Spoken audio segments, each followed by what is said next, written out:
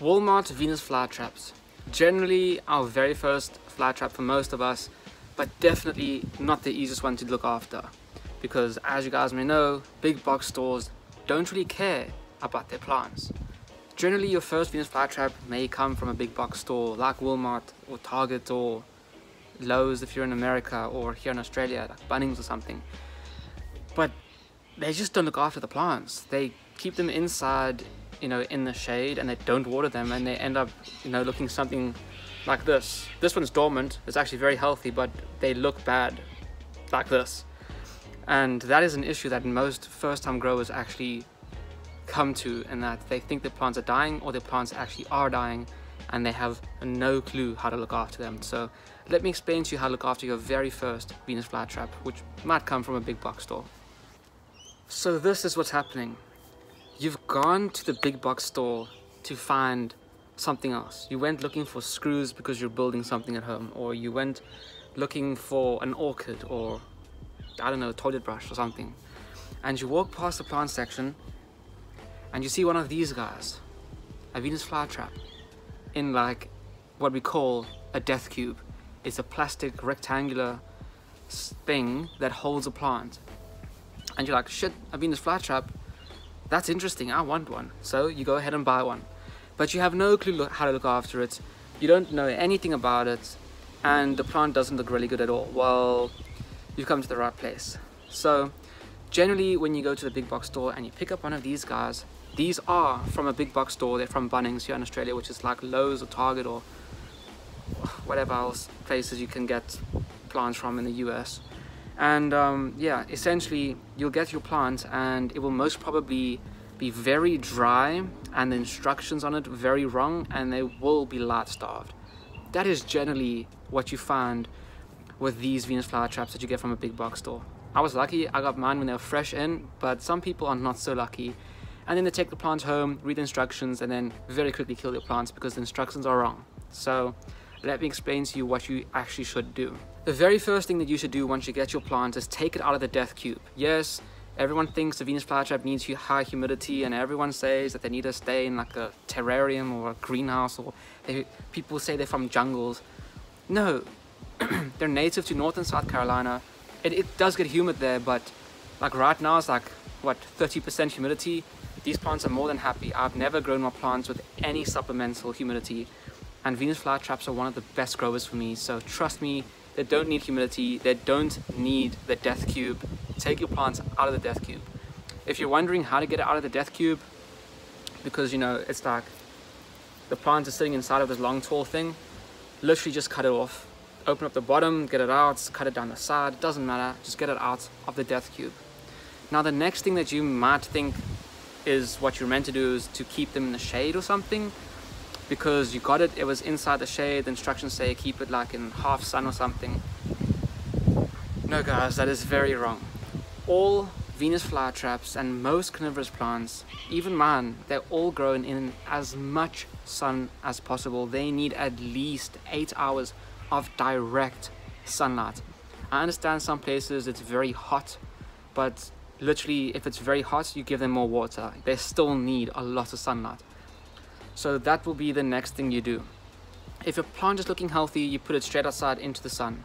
Now if your plant isn't looking too healthy and if it's dry, you may need to water them first. Now the type of water you use is rainwater, reverse osmosis water, or distilled water. This is the type of water that your plants need.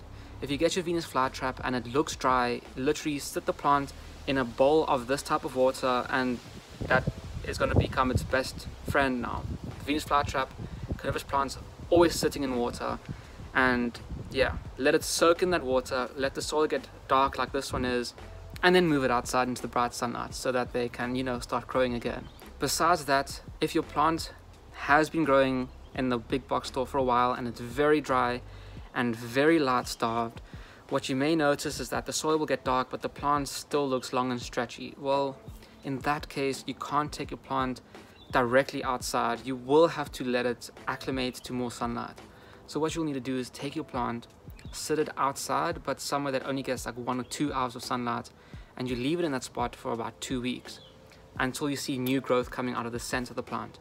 Then after those 2 weeks, you move it somewhere that gets about 4 hours of sunlight, and you do that for 2 weeks, and you continuously do that in 2-week intervals until you've moved your plant into a position with full sunlight. And at that point, your plant will be, you know, in the best possible spot. It needs to have as much sunlight as possible, as much water as possible, good clean water, and obviously not in a death cube, just like this, outside in full sunlight, sitting in water all the time. That is the very basic care that you need for your very first Venus flytrap that you might get from Walmart or Lowe's or Bunnings or any big box store. And yeah, if you guys have any more questions about your very first plants, you can email me or Instagram me or Facebook me or comment down below. I'm very happy to help. So I hope that very brief description of how to look after your very first plant was helpful. If you want to figure out more, well, subscribe to the channel and watch all the videos. There are a lot of videos on their care. But now I'm going to talk a little bit why they actually, you know, let their plants look like this. Well, you need to understand the people that work at Walmart or Lowe's, whatever, they don't care. They get minimum wage. They don't get paid enough to care about their job, and they do not know anything about these plants either, do they? I mean, the fact that you are watching this video to figure out some more shows that you are one of the very few people that actually do care about looking after the plant.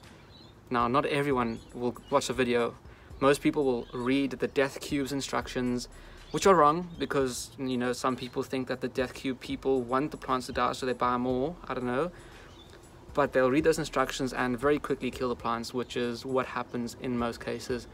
And in almost 90% of the people who message me are asking me about their Walmart or, you know, Lowe's or whatever Venus flytrap that they got from the big box store, and it's like literally dying, and I don't understand why it's doing so bad. And I basically give them the instructions that I just gave to you guys.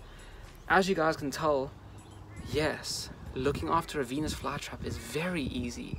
Very easy. You just need sunlight, the correct water, and let them sit in the water all the time.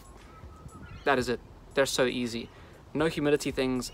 You don't have to feed them. They catch their own food, and even if they don't catch food, you still don't have to feed them. Unless you really want to, you can feed them once every 2 to 4 weeks.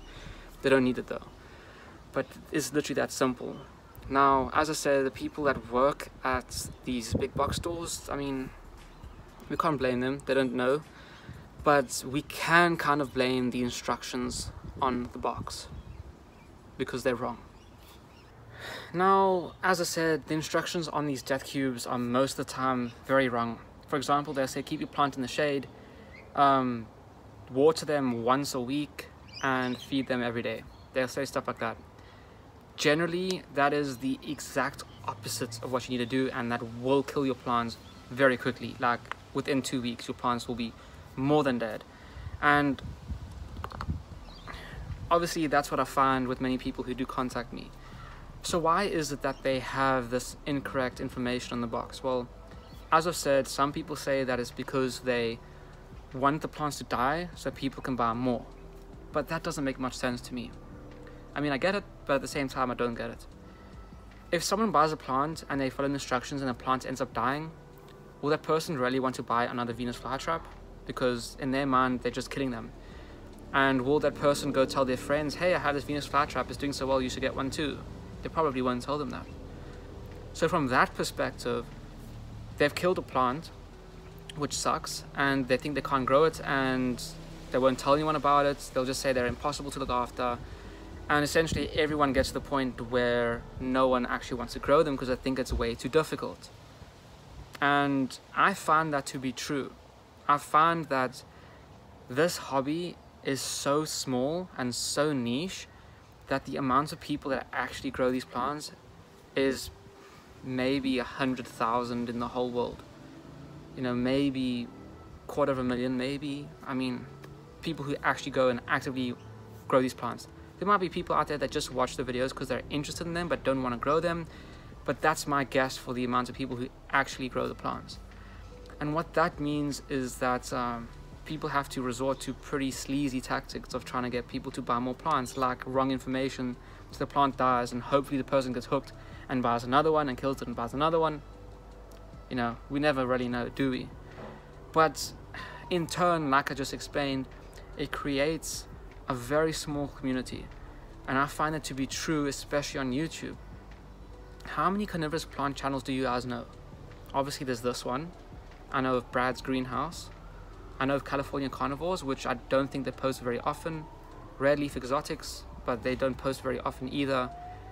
Generally, I don't know of any carnivorous plant channel that posts once a week like I do. And that just shows how small the community is and how few people in the world actually even know about carnivorous plants. Because I can tell you, there's a lot of people that I've met in this country that I tell them what my hobby is, and they've never even known of a plant that can eat a bug.